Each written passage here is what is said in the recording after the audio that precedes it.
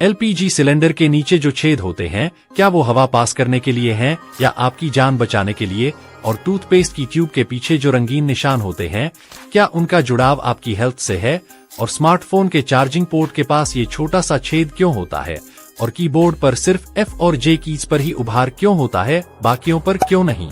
और सबसे मजेदार बात, आपके वायर्ड ईयरफोन्स की एक तार छोटी और दूसरी लंबी क्यों होती है? जवाब है लेकिन वीडियो के एंड में। तो अब तक जिसे आप नजरअंदाज कर रहे थे वो आज आपकी नजरें और सोच दोनों बदल देगा। तो वीडियो शुरू करते हैं। नंबर 1, हम सबके घर में एलपीजी सिलेंडर तो होता ही है, लेकिन क्या आपने उसके नीचे लगे गोल स्टैंड पर ध्यान दिया है? और उस स्टैंड में जो छोटे छोटे छेद होते हैं वो क्यों बनाए जाते हैं? दरअसल जब सिलेंडर लंबे समय तक जमीन पर रखा रहता है तो उसके नीचे नमी या पानी जमा हो सकता है। अगर ये नमी अंदर फंस जाए तो सिलेंडर में जंग लगने का खतरा होता है। लेकिन इन छेदों की वजह से हवा अंदर बाहर होती रहती है, जिससे नीचे नमी नहीं रुकती और सिलेंडर सुरक्षित रहता है। और सिर्फ इतना ही नहीं, अगर कभी सिलेंडर के नीचे से हल्की सी गैस लीक हो रही हो तो ये छेद उस गैस को बाहर निकलने का रास्ता देते हैं। मतलब स्टैंड में गैस जमा नहीं होती और ब्लास्ट या दबाव बढ़ने का खतरा भी कम हो जाता है। और हाँ, कमेंट करके जरूर बताना कि आपके घर में HP का गैस सिलेंडर है या इंडियन का। नंबर 2, क्या आपने कभी अपने स्मार्टफोन के नीचे चार्जिंग पोर्ट के पास एक छोटा सा छेद देखा है? बहुत से लोग सोचते हैं कि ये डिजाइन का हिस्सा है, लेकिन असल में इसका काम बहुत खास है। ये छोटा होल नॉइज कैंसलेशन माइक्रोफोन होता है। जब आप फोन पर बात कर रहे होते हैं और आपके आसपास शोर हो, जैसे ट्रैफिक, हवा या लोगों की आवाज, तो ये माइक उस शोर को पकड़ता है और फोन उसे कम कर देता है। इससे सामने वाला आपकी आवाज साफ साफ सुन पाता है, भले ही आप शोर वाली जगह पर हों। ये छोटा सा माइक आपके कॉलिंग अनुभव को बेहतर बनाता है और यही स्मार्टफोन की स्मार्टनेस है। तो अगली बार जब आप भीड़ में फोन पर बात कर रहे हों और सामने वाला कहे कि तुम्हारी आवाज साफ आ रही है, तो समझ जाइए ये उसी छोटे से छेद का कमाल है।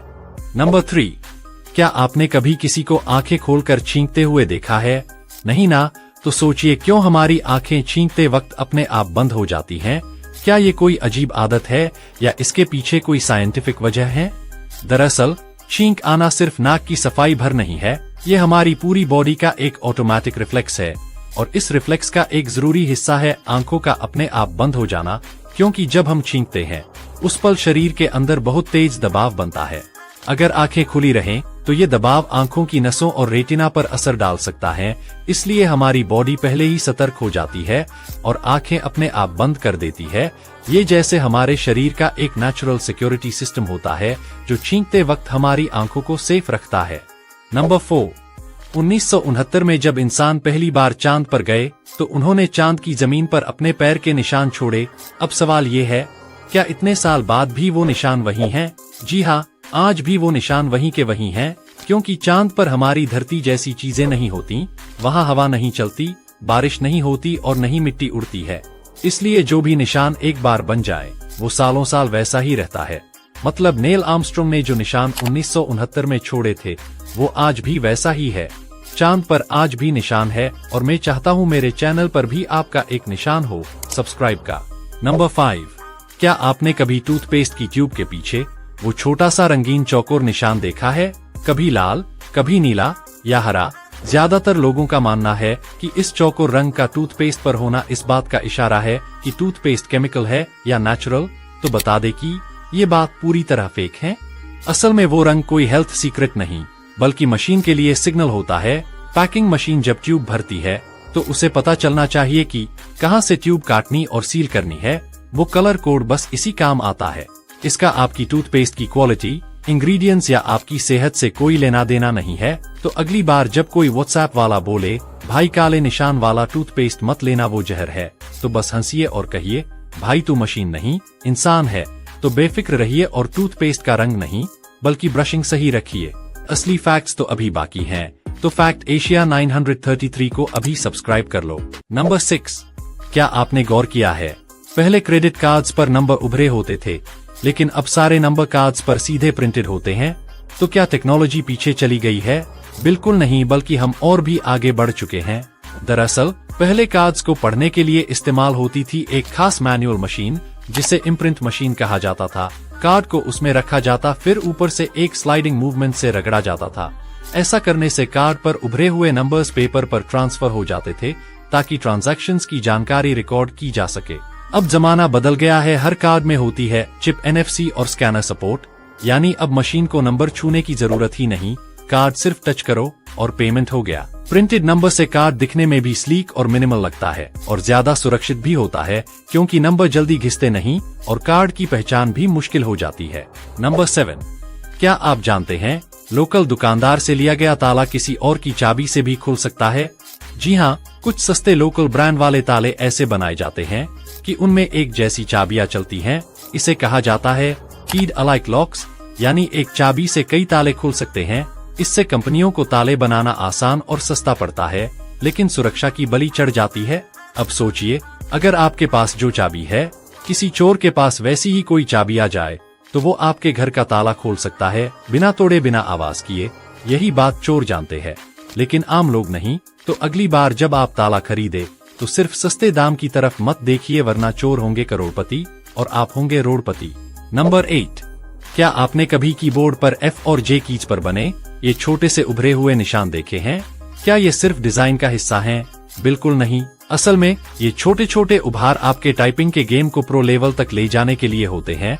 जब आप टच टाइपिंग यानी बिना देखे टाइप करते हैं तो आपकी दोनों हाथों की इंडेक्स फिंगर्स F और J कीज पर टिकती हैं, जिससे आपकी उंगलियां कीबोर्ड पर सही जगह रहती हैं और बिना देखे भी आप तेज और सटीक टाइप कर सकते हैं।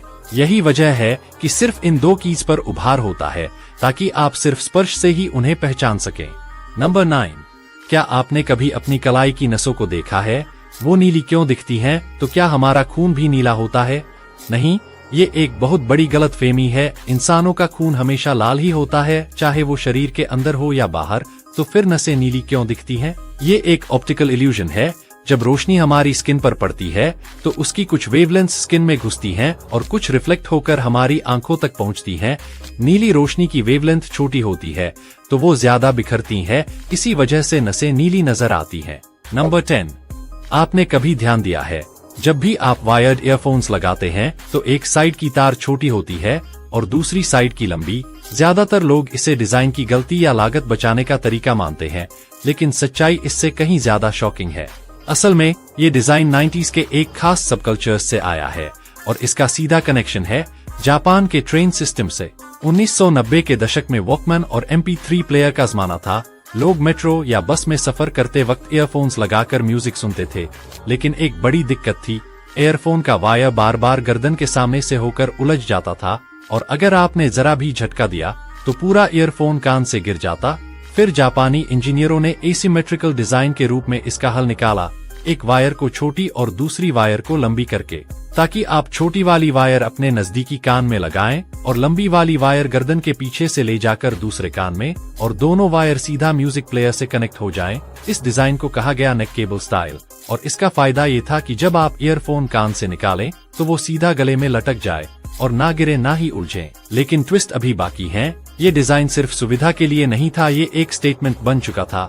जापान में अगर कोई नेक केबल स्टाइल में ईयरफोन लगाकर मेट्रो में खड़ा होता था तो वो एक सिग्नल देता था, मैं किसी से बात नहीं करना चाहता, मैं अपनी दुनिया में हूँ। धीरे धीरे ये पूरी दुनिया में फैल गया।